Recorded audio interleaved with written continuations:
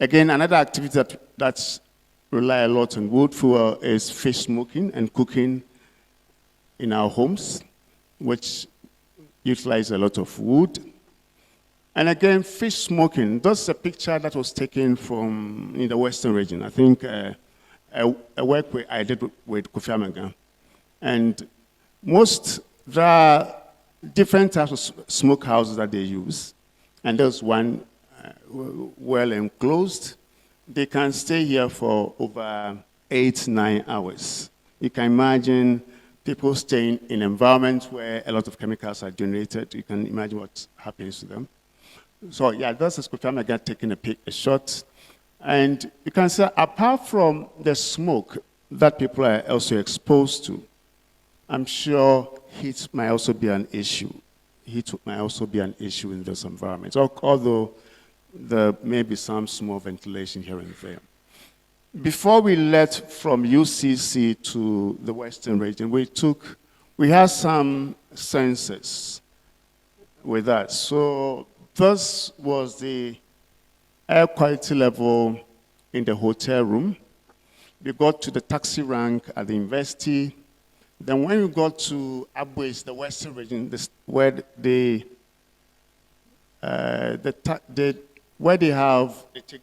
the passenger, where they board vehicles outside the community, the concentration was not too bad. But we moved into a smokehouse, and the concentration of PM2.5 was almost close to about 10,000 micrograms per meter cube, which is very, very high. I mean, these are places that people may stay for several hours, sometimes more than 8 hours, 9 hours, and so forth.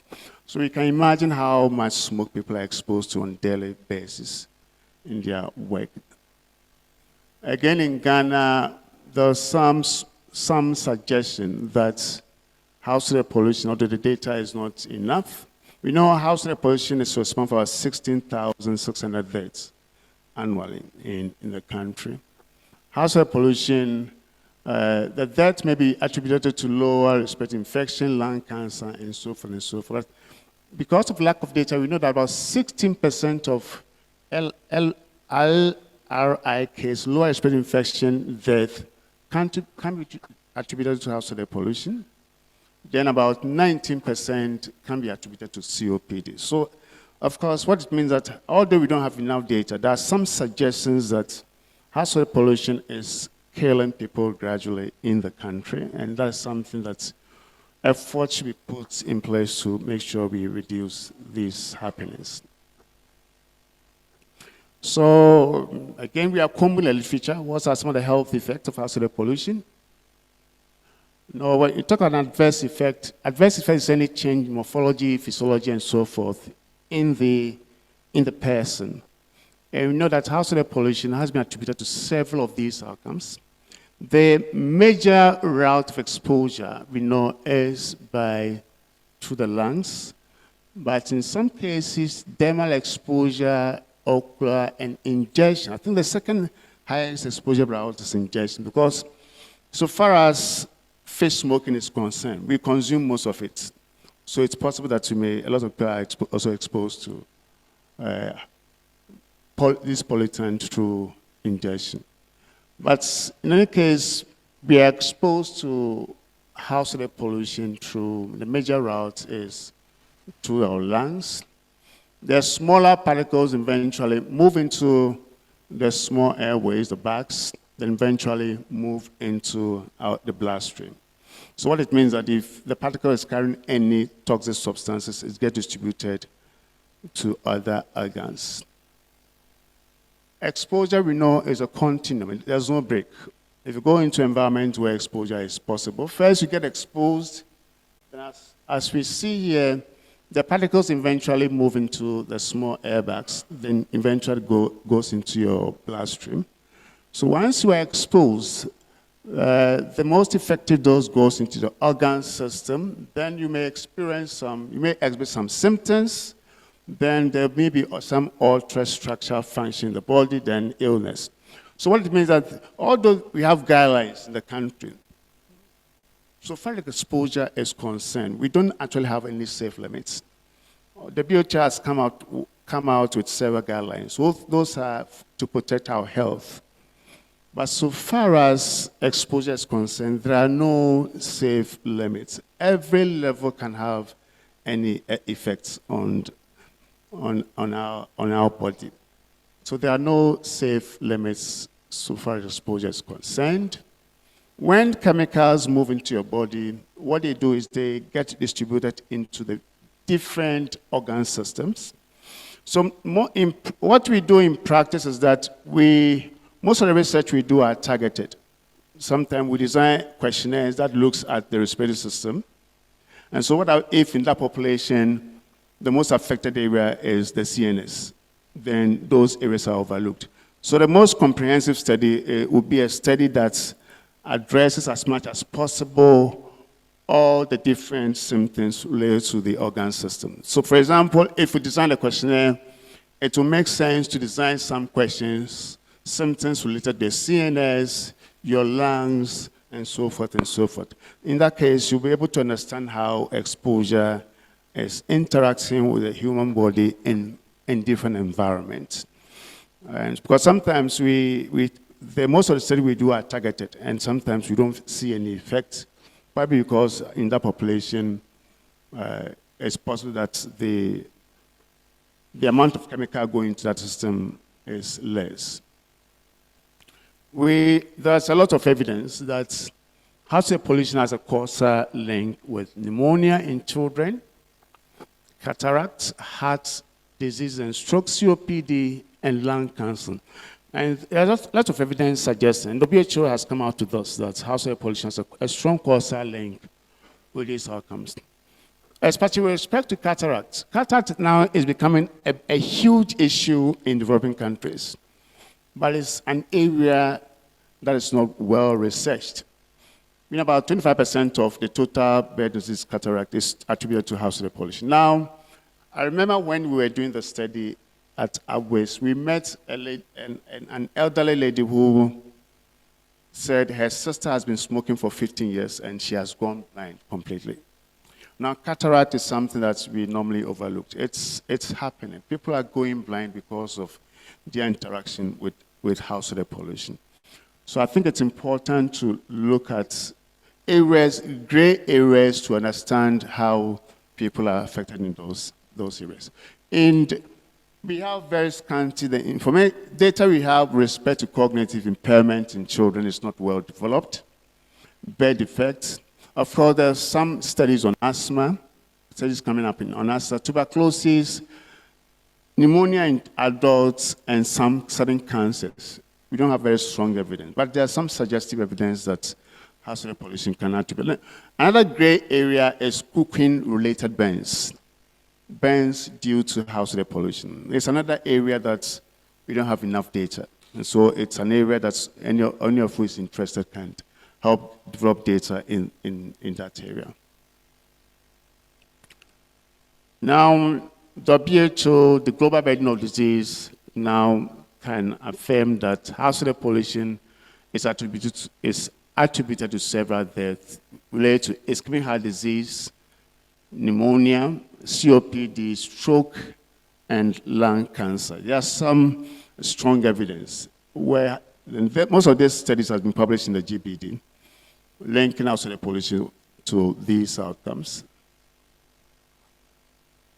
Some of the health effects might be related to carbon monoxide. We know that carbon monoxide in the short term can also have can cause some problems to those exposed. And for example, we know the long-term exposure to carbon monoxide we know can't be related to birth outcomes. For example, preterm delivery and low birth weight. And I think it's obvious because of the fact that these chemicals, when they go into the body, they can restrict blood flow to the fetus. So there's strong evidence linking carbon monoxide to birth outcomes in pregnant women. In summary, the global burden of disease and other, like the WHO, has established a strong link between hazardous pollution and these outcomes. And these outcomes have been has been considered in the global burden of disease calculations. Other strong evidence exists for this one. They have not been considered in the global burden of disease. There are some suggestive evidence that household pollution can also contribute to some of these outcomes. It means we still have a long way to go with respect to some outcomes. I'm going to also show some evidence. These are intervention studies. The first intervention study that we all know of is a respite study from Guatemala. I think it's the most robust RCT study that has ever been conducted, I'm sure. And the WHO first guideline in 2010 was informed mostly by this study, and thus we know was carried out by Kirk Smith. The late Kirk Smith did a lot of work in those areas. In Guatemala, they had two populations. The study design was a parallel randomized control trial and before and after study. What this means is that they had a randomized control trial, and among the control group, they gave them the intervention after the study to actually understand the actual impact of the intervention. And so in those studies, we have the open fire, and another group using the plancher. The plancher, it's a device that works on a chimney, and it takes the smoke away. Definitely you expect that there will be no smoke in this environment because every smoke generated gets through the chimney and outside. But it's just like transferring your problem. So what it means that all the problem has been solved here is being transferred into the ambient environment. It was a very excellent study with a very significant results. They reported reduction in severe pneumonia. There was a very significant reduction in severe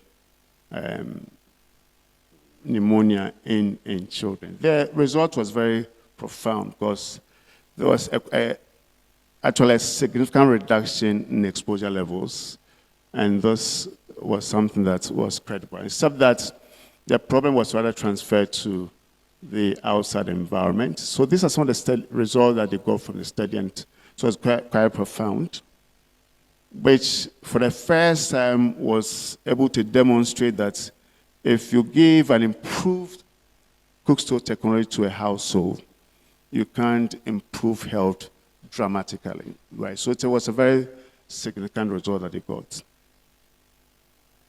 This result has been presented by Dr. Kai, the GRAPH study, and then extension, we had the child lung function study, which I'm not going to talk much about because the people are here, they've spoken about it. And again, there was some reduction in small marginal reduction in physician diagnosed pneumonia, which probably they might have talked about it. The other study that I'm going to talk about is one we did with University of Michigan among fish smokers. And so in Ghana, you see, at least I showed this to you where, so let me take you back small. Yes, this is what referred to as the choco oven. And so most fish smokers rely on the choco oven. And then there's a new technology that came out. It was developed by FAO, SNV, and other organizations. They developed the Ahuto oven. The Ahuto oven has this feature. That's what makes this oven unique. If you look at the choco oven, for example, you put a tray on you spread the fish on the tray, and then you place a tray on the fire. So the blood, the oil, everything from the fish drips in the fire, and it generates a lot of smoke.